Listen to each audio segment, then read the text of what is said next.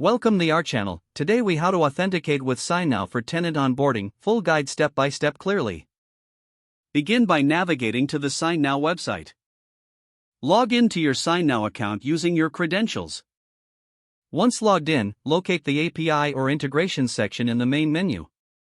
Click on the API option to access the API documentation. Review the authentication methods available for SignNow. Select the appropriate authentication method that fits your requirements. If you're using OAuth 2.0, click on the link for OAuth 2.0 authentication to view the detailed process. Follow the steps outlined for generating a client ID and client secret. Make sure to set the proper redirect URL that aligns with your tenant onboarding process. Once you have your client ID and client secret, save them securely for later use.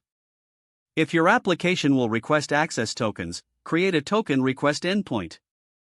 Configure your server to handle token requests by implementing the right endpoint. Test the token request endpoint by simulating a user login. Once authenticated, ensure you receive a valid access token in response. Use the access token in your API requests to authenticate actions within SignNow. Ensure you handle token expiration properly by setting up a refresh token mechanism. Confirm all settings and configurations to ensure a smooth onboarding experience. Finally, conduct a thorough testing phase to validate your integration. Once successful, proceed with actual tenant onboarding using your implementation. If the page does not load, refresh the browser or try again in a private or incognito window.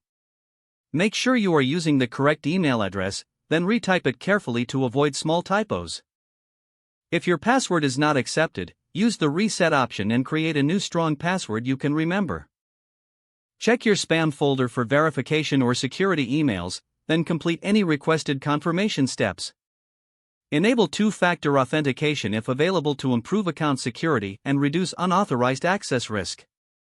After signing in, review your profile details so your contact information and settings are accurate and current. If you see an error message, note it down and try again after restarting your device and internet connection.